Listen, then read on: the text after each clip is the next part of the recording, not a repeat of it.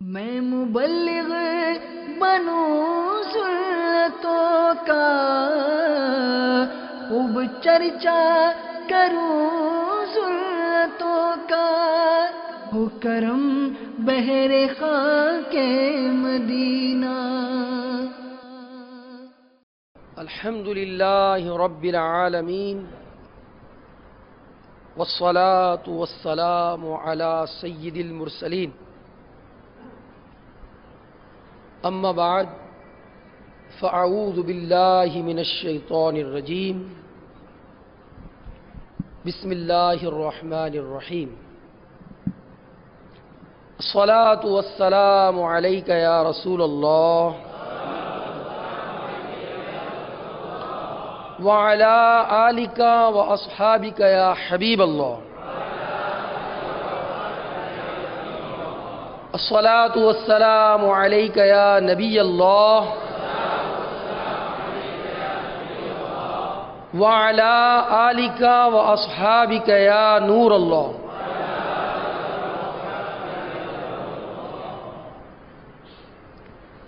سرکار مدینہ منورہ، سردار مکہ مکرمہ صلی اللہ علیہ وسلم کا فرمان دل نشین ہے،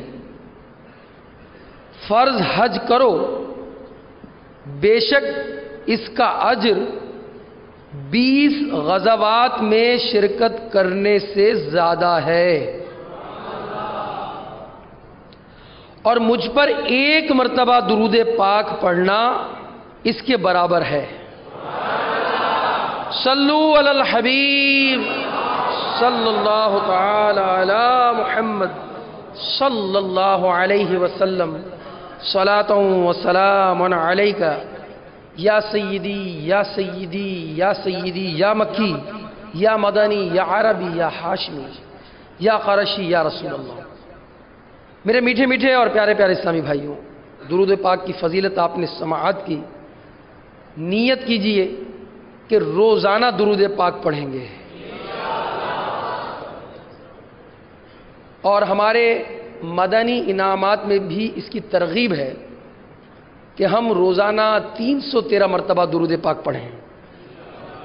ہر نماز کے بعد اگر آپ کچھ نہ کچھ درود پاک پڑھتے رہے تو انشاءاللہ الرحمن 5 نمازیں میں آپ 313 کا عدد پورا کرنے میں کامیاب ہو جائیں گے۔ صبح پڑھیے، شام پڑھیے، اللہ ہمیں درود و سلام کی برکتوں سے مالا مال فرمائے۔ میٹھے میٹھے اسلامی بھائیوں اور میرے مدنی چینل کے ناظرین، حصول ثواب کی خاطر بیان سے پہلے حاضرین اور ناظرین ہم اچھی نیتیں کر لیتے ہیں کہ فرمان مصطفیٰ صلی اللہ علیہ وسلم ہے، نیت المؤمن خیر من عملہ، مسلمان کی نیت اس کے عمل سے بہتر ہے۔ بغیر اچھی نیت کے کسی بھی عمل خیر کا ثواب نہیں ملتا۔ جی ہاں، اور جتنی اچھی نیتیں زیادہ اتنا ثواب زیادہ۔ تو اب نفع کا سودا ہے، نیتیں کرتے چلے جائیں گے، انشاءاللہ ثواب میں بڑھوتی ہوتی رہے گی، برکت ہوگی۔ آئیے میرے ساتھ آپ بھی نیت کر لیجئے، اور ہاں ناظرین آپ بھی جہاں جہاں ہیں رک جائیے، توجہ کے ساتھ دل میں نیت حاضر کیجئے۔ انشاءاللہ نگاہیں نیچی کیے، خوب کان لگا کر بیان کو سنوں گا۔ ٹیک لگا کر بیٹھنے کے بجائے علم دین کی تعظیم کی خاطر جہاں تک ہو سکا 2 زانوں بیٹھوں گا، ضرورتاً سمٹ سے رکھ کر دوسروں کے لیے جگہ کشادہ کروں گا۔ اگر کسی کا دھکا لگ گیا تو صبر کروں گا، گھورنے، جھڑکنے، الجھنے سے بچوں گا۔ صلو علی الحبیب اور ذکر اللہ یعنی اذکر اللہ یا توبوا الی اللہ وغیرہ سن کر ثواب کمانے اور صدا لگانے والوں کی دل جوئی کے لیے بلند آواز سے اس کا جواب دوں گا۔ جب ہم کہتے ہیں صلو علی الحبیب تو ہمارا جواب، میں کہوں گا صلو علی الحبیب، تو حاضرین ہوں یا ناظرین، ان کا جواب ہوگا صلی اللہ علی محمد۔ صلو علی الحبیب کا مطلب ہے حبیب صلی اللہ علیہ وسلم پر درود پڑھیے۔ اللہ آپ کو مدینے کی حاضری عطا فرمائے۔ جب آپ راہ مدینہ میں ہوں گے، مکے سے مدینے جا رہے ہوں گے یا جدہ سے مدینے جا رہے ہوں گے، راستے میں بڑے بڑے بورڈ لگے ہیں اور اس پر لکھا ہوا ہے صلو علی النبی، صلو علی الحبیب۔ سبحان اللہ۔ میرے میٹھے اور پیارے اسلامی بھائیوں، تو جب بھی یہ صدا مدنی چینل پر سنیں، اجتماع میں سنیں، ضرور آقا علیہ الصلوۃ والسلام پر درود و سلام پڑھیں انشاءاللہ عز و جل۔ اس طرح توبوا الی اللہ، استغفار کی ترغیب دلائی جا رہی ہے۔ اللہ کی بارگاہ میں ہم توبہ کریں تو ہم کیا کریں گے؟ استغفر اللہ پڑھیے، اور ہم کہیں گے اذکر اللہ تو کیا کہیں گے؟ اللہ اللہ اللہ۔ صلو علی الحبیب صلی اللہ تعالی علی محمد۔ اپنے لیے بھی کچھ نیت کرتا ہوں، اللہ میری نیت کو صادق کر دے۔ اللہ کی رضا پانے اور ثواب کمانے کے لیے بیان کروں گا، دیکھ کر بیان کروں گا۔ پارہ 14 سورہ نحل آیت 125 میں ہے، یعنی اپنے رب کی راہ کی طرف بلاؤ پکی تدبیر اور اچھی نصیحت سے۔ اور بخاری شریف کی حدیث میں ہے کہ میرے آقا صلی اللہ علیہ وسلم نے فرمایا بلغوا انی ولو آیا، یعنی پہنچا دو میری طرف سے اگرچہ ایک ہی آیت ہو۔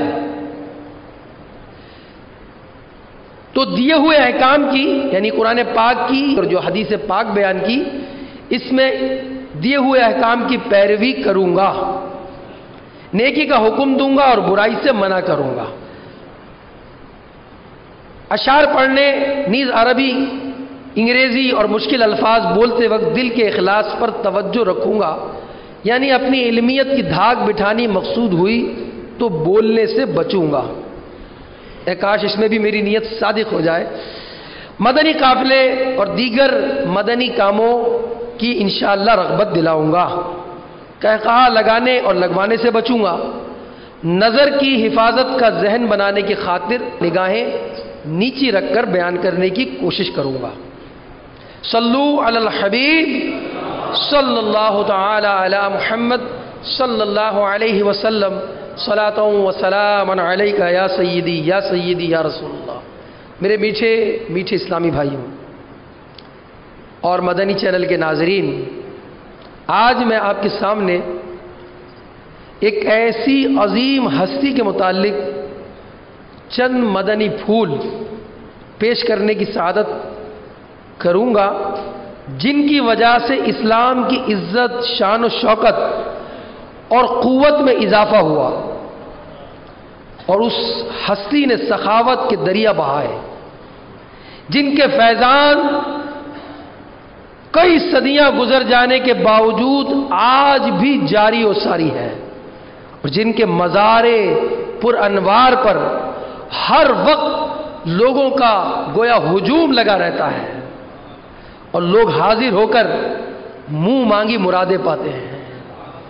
دور و نزدیک سے آنے والے اپنی مرادیں لے کر واپس پلٹتے ہیں۔ یہ اہم شخصیت کون تھی؟ ان کا نام کیا ہے؟ ان کا نسب کیا ہے؟ ان کی کنیت کیا ہے؟ ان کا لقب کیا ہے؟ انشاءاللہ یہ بھی بیان کرنے کی سعادت پاؤں گا۔ نیز آپ کے حصول علم کے لیے اسفار، یعنی جو آپ نے سفر کیے، اور آپ کی پاکیزہ عادات و صفات، مثلا شریعت کی بجاوری، مہمانوں کی مہمان نوازی اور پیر و مرشد کی فرما برداری کے متعلق بھی مدنی پھول پیش کرنے کی کوشش کروں گا۔ آپ اس بیان کو اول تا آخر سنیے۔ انشاءاللہ بیان کے آخر میں پانی پینے کی سنتیں اور آداب بھی عرض کروں گا۔ اس سے پہلے آئیے ایک حکایت سنیے۔ حاضرین، اور ناظرین نہایت توجہ کے ساتھ، رائے راجو ایک بہت بڑا غیر مسلم جادوگر تھا۔ لوگ اپنے جانوروں کا دودھ اس کو دیا کرتے تھے، اور کوئی اسے دودھ کا نذرانہ اگر نہ دیتا تو اس کے جانوروں پر وہ ایسا جادو کرتا کہ جانوروں کے تھنوں سے دودھ کے بجائے خون نکلنا شروع ہو جاتا۔ ایک دن ایک بوڑھی عورت رائے راجو کے پاس دودھ لے کر جا رہی تھی۔ ایک بزرگ راستے میں موجود تھے، اسے بلا کر پوچھا تو اس نے جواباً کہا کہ میں راجو کے پاس دودھ کو لے کر جا رہی ہوں۔ فرمایا یہ دودھ اگر تم مجھے دے دو اور جو اس کی قیمت بنتی ہے وہ مجھ سے لے لو۔ اس بوڑھی عورت نے کہا ہمیں بہر صورت یہ دودھ راجو کو دینا ہی پڑے گا، ورنہ ہمارے جانوروں کے تھنوں میں دودھ کے بجائے خون جاری ہو جائے گا۔ یہ بزرگ اس بوڑھی عورت کی یہ بات سن کر مسکرانے لگے اور فرمایا اگر تم یہ دودھ مجھے دے دو تو تمہارے جانوروں کا دودھ پہلے سے کئی زیادہ بڑھ جائے گا۔ یہ سنتے ہی اس بوڑھی عورت نے آپ کو دودھ پیش کر دیا۔ جب گھر پہنچی تو اس کی حیرت کی انتہا نہ رہی کہ جانوروں میں اس قدر جو دودھ تھا، اس قدر دودھ تھا ان کے تھنوں میں کہ تمام برتن بھر جانے کے بعد بھی تھنوں سے دودھ ختم نہ ہو پایا۔ جب اس بزرگ کی یہ زندہ کرامت لوگوں میں عام ہوئی تو لوگ ارد گرد کے لوگ اب نذرانے دودھ کا لے لے کر ان بزرگ کی خدمت میں حاضر ہونے لگے۔ ایک طرف تو لوگوں کی عقیدت کا یہ حال تھا کہ لوگ ان بزرگ کی خدمت میں جوگ در جوگ حاضر ہوتے، اپنی مرادیں پاتے، دودھ میں برکت پاتے، اور دوسری طرف وہ رائے راجو آگ بگولا ہوا جا رہا تھا۔ آخرکار ان بزرگ کی بارگاہ میں حاضر ہوا اور انہیں مقابلے کے لیے للکارتے ہوئے کہنے لگا اگر آپ کے پاس کوئی کمال ہے تو دکھائیں۔ بزرگ نے فرمایا میں کوئی جادوگر تو نہیں، میں تو اللہ کا ایک عاجز بندہ ہوں۔ ہاں اگر تمہارے پاس کوئی کمال ہے تو تم دکھاؤ۔ یہ سنتے ہی وہ جادو کے زور پر ہوا میں اڑنے لگا۔ وہ بزرگ اس کا یہ شوبدہ دیکھ کر مسکرانے لگے اور آپ نے اپنے نالین کو، اپنے جوتے کو اتار کر ہوا میں اچھال دیا۔ اب وہ ان بزرگ کا جوتا راجو رائے کے ساتھ ہوا میں اڑنے لگا۔ یہ کرامت دیکھ کر وہ رائے راجو اس قدر متاثر ہوا کہ فوراً کلمہ پڑھ کے ان کے ہاتھوں پر مسلمان ہو گیا۔ صلو علی الحبیب صلی اللہ تعالی علی محمد صلی اللہ علیہ وسلم، صلاۃ و سلام علیک یا سیدی یا رسول اللہ۔ میٹھے میٹھے اسلامی بھائی اور مدنی چینل کے ناظرین، آپ نے جس با کرامت ہستی کی ایمان افروز کرامت سماعت کی کہ ایک نظر ولایت سے انہوں نے جادوگر کو کفر کے اندھیروں سے نکال کر نور اسلام سے مالا مال فرمایا، بھٹکے ہوئے راستے سے ہٹا کر اس جادوگر کو صراط مستقیم پر گامزن کیا۔ کیا آپ جانتے ہیں کہ وہ عظیم شخصیت کون ہے؟ جی ہاں، یہ وہ شخصیت ہے کہ ہند کے بے تاج بادشاہ خواجہ غریب نواز عطائے رسول جب ان کے